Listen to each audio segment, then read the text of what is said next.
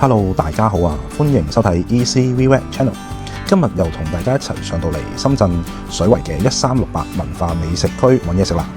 今次上嚟呢係想食胡椒蝦嘅，然後呢喺大眾點評就揾到今日呢一間餐廳，名字叫做2不2台灣小館。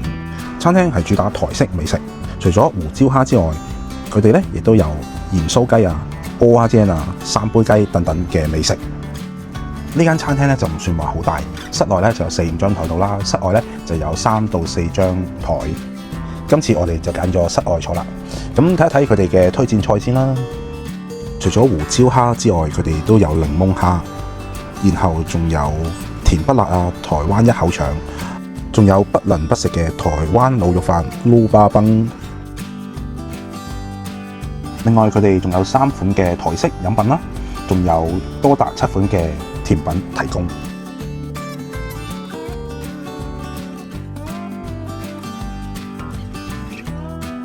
一齊睇下，除咗佢哋嘅推薦菜之外，仲有啲咩其餘好食嘅嘢啦。咁啊，見到有沙茶牛肉、豬油渣炒芥蘭苗同埋9層塔煎蛋，都係幾有特色嘅台灣美食。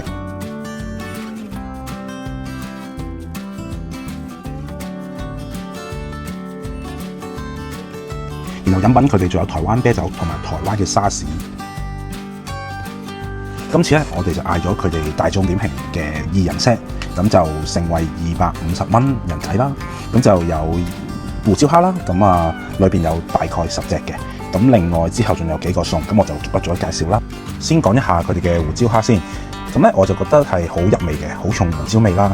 咁不過咧，佢哋嘅蝦身咧就唔算話好彈牙、好爽口嗰隻。間中有幾隻都有少少霉。不過佢哋嘅 size 咧都算大隻嘅，係得1-2隻咧就係細隻少少。不過我覺得都接受到嘅。嗱，呢隻咧算係佢哋最大隻噶啦。咁咧大概有手板咁大隻啦。咁而蝦頭咧都有高，都幾唔錯嘅。如果咧唔叫 set 咧，就咁一份咧就係158蚊人仔，咁啊除翻開平均就15蚊、16蚊一隻咯。性價比嚟講就真係唔算高噶啦，不過我覺得個味道係可以嘅。然之後出場就係佢哋嘅2人份量嘅滷肉飯，味道都尚可，唔差。之後咧就係佢哋嘅鹽酥雞啦，份量嚟講都算多嘅，而佢哋個味道咧就唔算話偏鹹，咁啊啱啱好，咁啊肉質都好 juicy。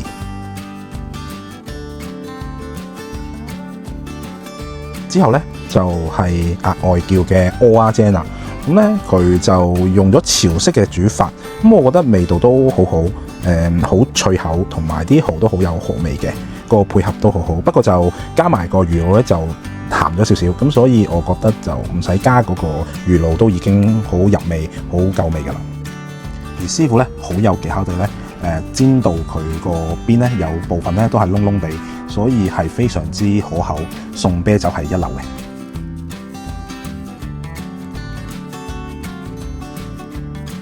跟餐咧就仲有呢一個 kimchi 同埋中華沙律。套餐仲有一份炒萵筍，咁啊師傅咧都炒得佢好好，好入味，咁啊都係值得試嘅。最後咧，套餐都會包2杯手搖飲品，就係珍珠奶茶啦。咁啊，餐廳好好嘅，佢都 preset 咗係微糖嘅份量，所以大家就唔使擔心過甜。簡簡單單就好快介紹完呢一間2不2台灣小館啦。我哋 total 嘅消費係300蚊港紙左右，價錢係偏貴嘅，原因係佢哋個胡椒蝦。不過我覺得味道係唔錯嘅。另外我知道喺水圍咧仲有一間都係主打食胡椒蝦嘅，但因為係農曆年假啦，佢哋暫時未開，要到初9先開，所以之後有機會嘅話，我都會去埋嗰邊試，然後拍片分享俾大家，再評測一下邊一間味道好啲，同埋性價比邊一間高啲嘅。食完飯啦，見時間都仲早，所以咧就行過去隔離街嘅水圍夜市逛下，睇下有啲咩食，同埋睇下有冇啲特色嘅餐廳可以下次去探一探店嘅。拍片嘅時間咧係年初4，咁啊大約7點左右啦。咁我見到其實都成個夜市都係充滿住市民啊、尋食嘅朋友啦，係好熱鬧嘅。我見大部分嘅鋪頭啊、鋪仔咧，佢哋農曆年咧都係冇休息嘅，對大家放緊年假想上嚟深圳食好嘢啊、買嘢咧都係一件好事嚟嘅。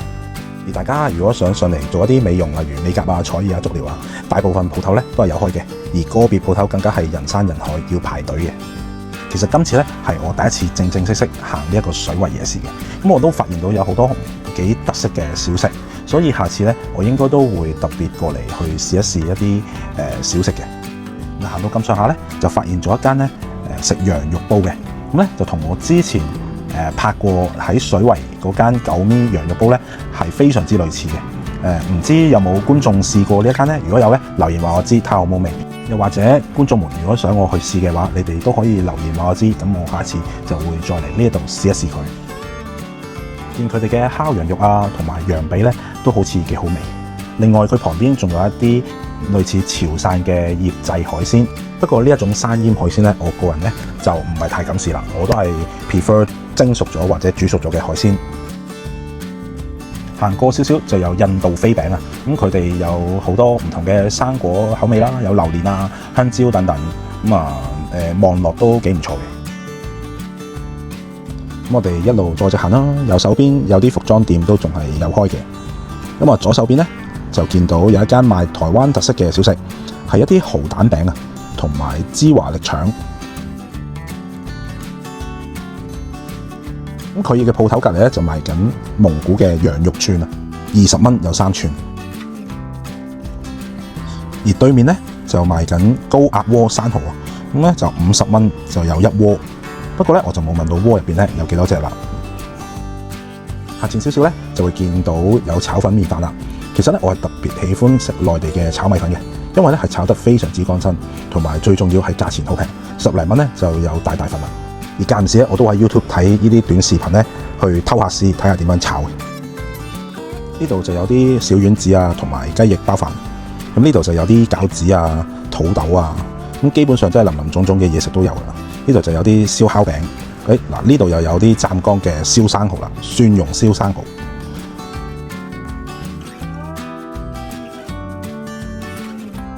食到差唔多，仲可以買啲甜品，例如豆腐花啊、紅豆沙、綠豆沙，潤一潤個喉嚨。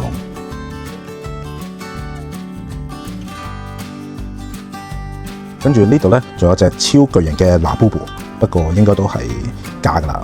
咁呢度就有啲按摩啊、中式按摩啊，都價錢係非常之平嘅。仲有好大個榴蓮啦，水果啊、生果啊、果汁啊都有，應有盡有啊，可以話。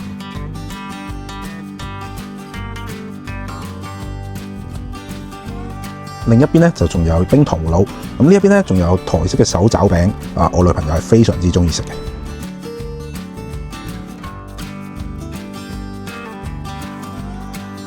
我想講咧，香港咧而家已經係好少呢一啲夜市啦。早1、2年咧，政府好似提倡搞咗個夜繽紛噶嘛喺廟街，其實我都有去過，但係咧坦白講，完全係唔吸引咯，同埋價錢咧係相對地係偏貴嘅。所以咧，我係非常之懷念喺以前嘅年代咧，可以去落去，尤其是係新年嘅期間咧，去買啲小食檔啊、車仔檔啊，吉下魚蛋啊、燒賣啊，買下呢個豬腸粉啊，哇！嗰個日子真係好回味。所以香港政府成日都話想搞好翻啲經濟，咁不如你哋接受翻，俾翻呢啲小販檔出嚟，開翻喺啲旺區，帶動翻個經濟，咁咪好咯。Anyway， 今集嘅分享咧就嚟到呢度啦。再一次多謝大家收看到嚟呢一度，而亦都多謝大家有 subscribe 我呢個 channel。如果你仲未 subscribe 又覺得我呢條片 OK 嘅話，不如你撳埋個訂閱掣，撳埋隔離個叮叮鐘，咁當我一有新片嘅時候咧，就會發送俾大家噶啦。喺度再一次恭祝大家新年快樂，馬年行大運。我哋下次再見啦，拜拜。